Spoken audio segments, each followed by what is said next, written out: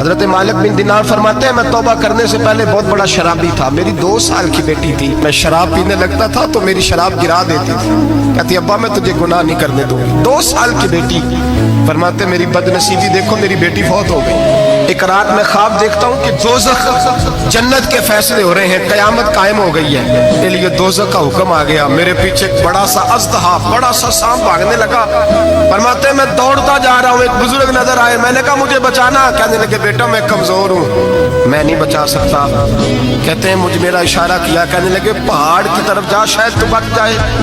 کہتے ہیں میں پہاڑ کی طرف جا رہا تھا تو وہاں سے بیٹی آ رہی تھی، میری بیٹی دوڑتی آئی، میری گود میں بیٹھی اور ازدے سے کہنے لگی دفع ہو جا، تو میرے ابو کو نہیں جلا سکتا۔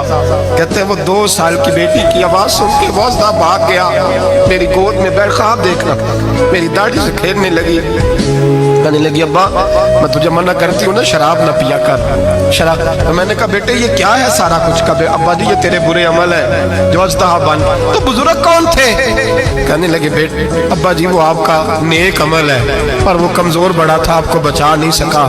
ابا جی بس کر دیں، بس کر دیں، اب آپ برے کام نہ کریں، آپ توبہ کر لیں، جو پچھلے گناہ ہو گئے میں اللہ کی بارگاہ میں سفارش کروں گی، رب آپ کے معاف کر دے گا۔ مالک بن دینار فرماتے ہیں میری آنکھ کھلی تو میں پکی توبہ کر گیا۔